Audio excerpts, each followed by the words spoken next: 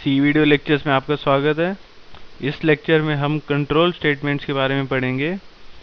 तो मैं आपको सजेस्ट करूंगा आप फुल स्क्रीन मोड पे चले जाएं। फुल स्क्रीन बटन जो कि इस यूट्यूब वीडियो के बॉटम राइट कॉर्नर पे होगा, उस पर क्लिक करिए और फुल स्क्रीन मोड पे चले जाएं। कंट्रोल स्टेटमेंट्स 5 टाइप की होती हैं सी लैंग्वेज में।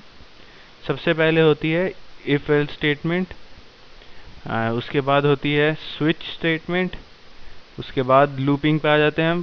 3 टाइप के लूप होते हैं, फॉर लूप, वाइल लूप और डू वाइल लूप। इस लेक्चर में हम इफ एल्स स्टेटमेंट और स्विच स्टेटमेंट का सिंटैक्स पढ़ेंगे और इन दोनों पे हम एक प्रोग्राम भी बनाएंगे। और नेक्स्ट लेक्चर में हम फॉर लूप, वाइल लूप और डू वाइल लूप पे एक प्रोग्राम बनाएंगे। तो अब इफ एल्स स्टेटमेंट की बात करते हैं। इफ एल्स स्टेटमेंट का सिंटैक्स होता है if condition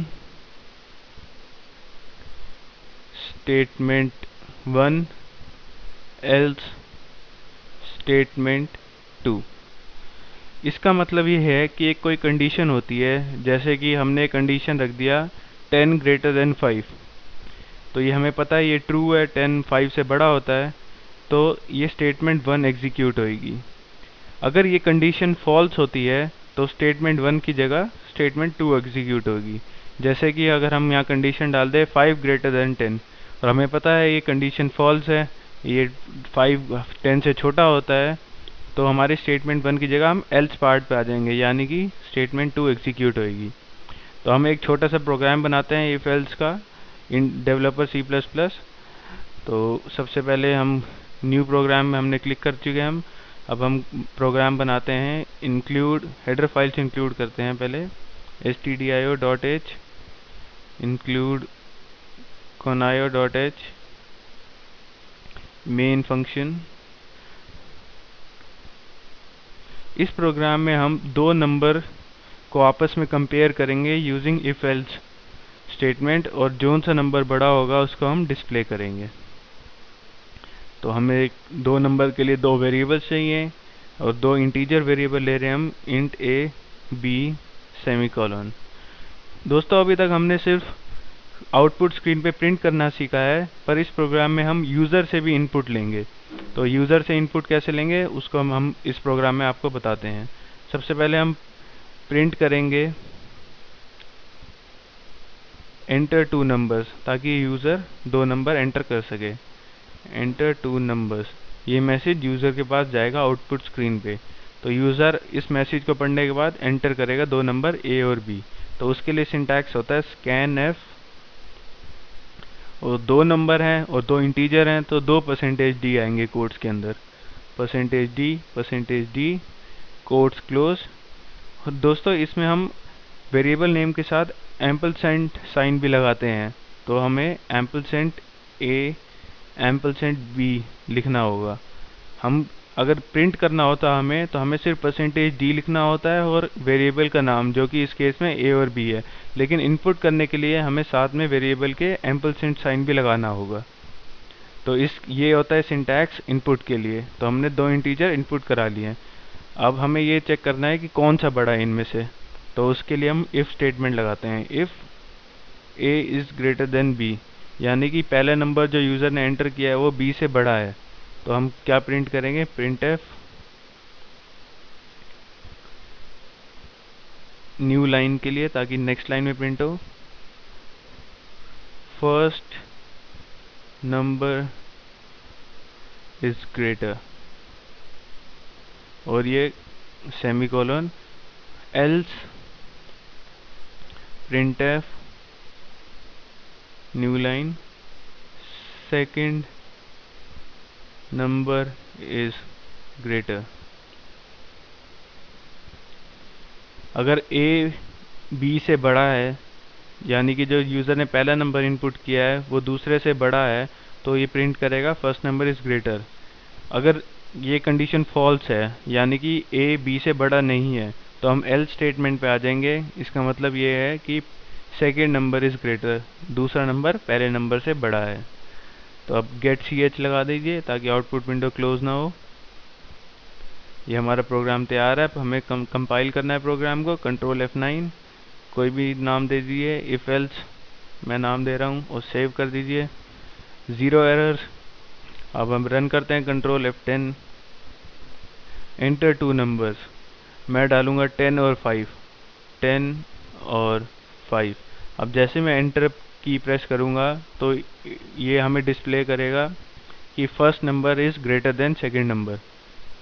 there you go, first number is greater, क्योंकि 10 5 से बड़ा है।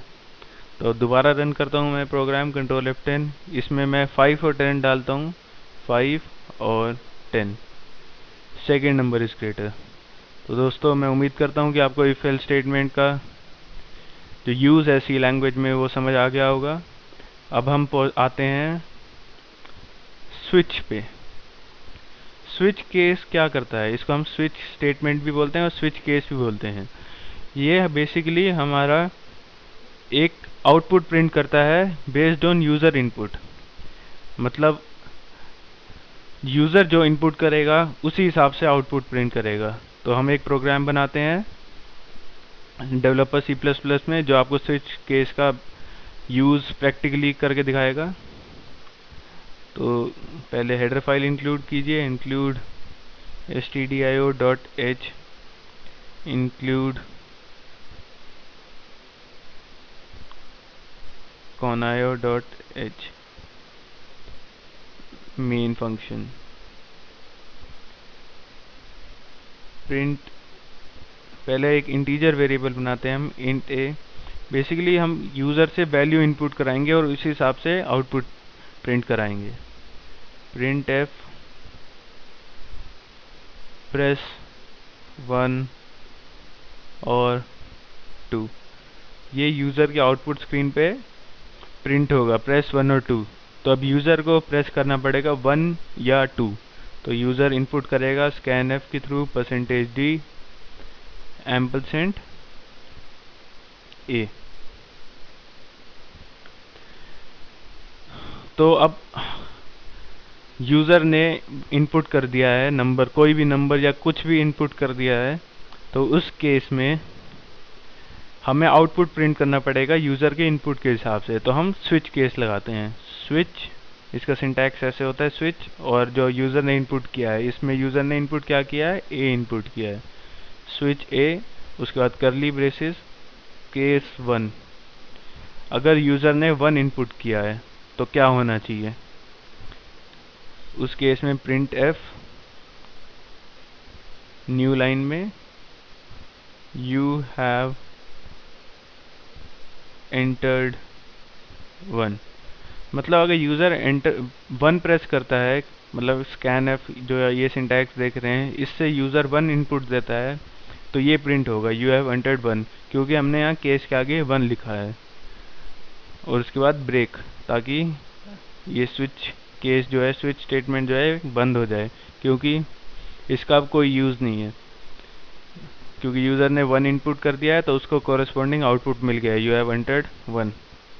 केस 2, मतलब अगर यूज़र 2 एंटर करता है तो print f new line you have entered 2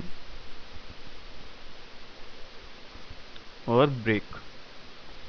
लेकिन अगर यूज़र 1 और 2 के अलावा भी कुछ प्रेस कर देता है, जैसे कि 6 इनपुट कर देता है, 7 इनपुट कर देता है, तो उस केस में क्या होगा, उस केस में हमें एक डिफ़ॉल्ट केस लगाना पड़ेगा।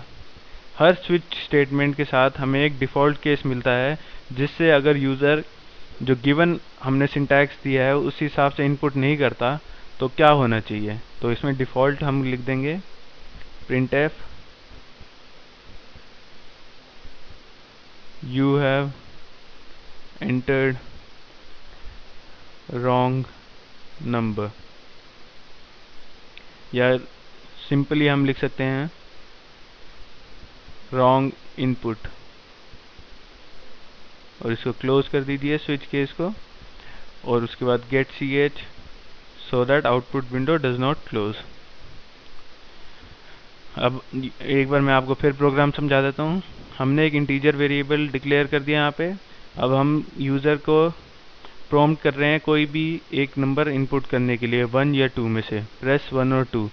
यूज़र अपना इनपुट देता है, क्या देता है हमें नहीं पता, जो भी इनपुट देता है वो इस स्विच स्टेटमेंट में आ जाता है।